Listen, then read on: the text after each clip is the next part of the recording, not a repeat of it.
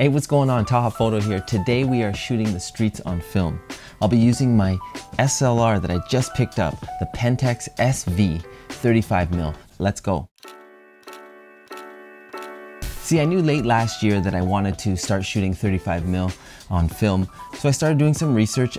I stumbled on a beautiful SLR, the Pentax SV. Now this camera came out in the early 1960s in two colorways, silver and black and all black, so I naturally grabbed the all black. My SV came with the 55 1.8, and then I picked up the 28mm 3.5. These two lenses have been fantastic, super sharp, and relatively cheap. The SV is all manual, which means no electronic parts, but it also means there is no light meter. But I didn't mind because that means there's no batteries, and therefore less chance of a breakdown on my camera. It's over 40 years old and it works just fine. I did take some shots with the 55 1.8 because I really wanted to push myself in terms of framing. Granted, I had to step back quite a bit because it is a tight frame, but it was a great challenge. So there are a couple frames that we'll go through and you can see what I came up with.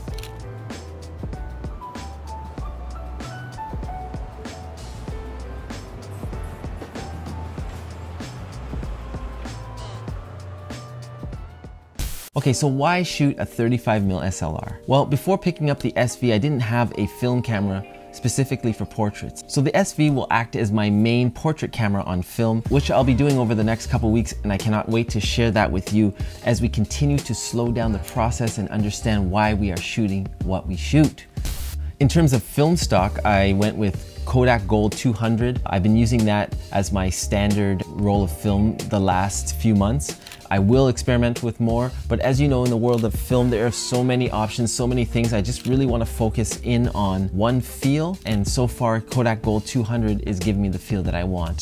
So there's a couple of other tools that I had on this shoot just to make sure everything was smooth, as I didn't want to waste a roll and just wing it. Using a Sunny 16 guide, basically helping me navigate since I don't have a light meter on this camera. Another great tool that I used was Keep Notes on my phone. It's basically keeping the field notes of everything that went on this entire roll. So for 24 frames, I just wrote down the lighting, the weather, my shutter speed. When the scans came back from the lab, I was able to coincide them with my field notes, and it was very helpful in understanding the lighting conditions and what my actual results were.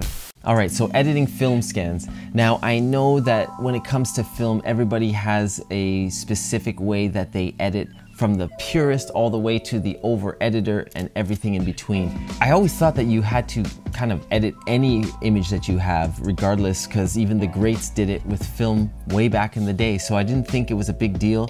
But in general, I found that even though you're shooting on a typical film stock or a classic film stock, like say, I don't know, Portrait 400, whatever it is that you end up shooting on, that is not the final edit, in my opinion. So I thought it'd be kind of cool to hop into Lightroom quickly with one of my favorite images from the roll, a film scan back from the lab, and how I tweaked it to make it feel like the rest of my work. Okay, so we're in Lightroom now. This is one of the images that I really enjoyed from the roll. So let's break down and edit. As you can see, there's nothing on this at all. It's just straight from the scan. So this is what the lab gave me.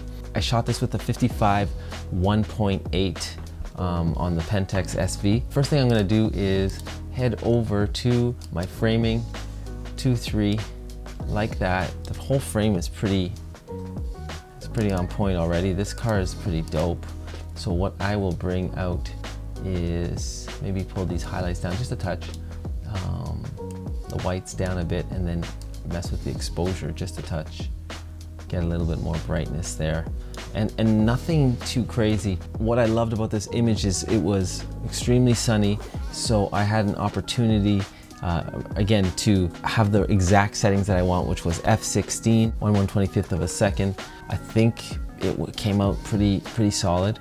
I'm gonna pull down this contrast just a bit. I really like that orange, so maybe I will go to that. The colors, HSL, here we go. And let's go to the orange. Is that orange? Let's see if it's gonna mess with it too much. Luminance. That's not bad.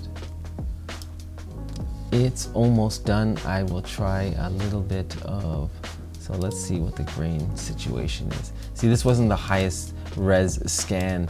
Now I know better going forward that I'll need higher scans for sure, especially if I'm gonna print these up. But that's why you have the negatives, right?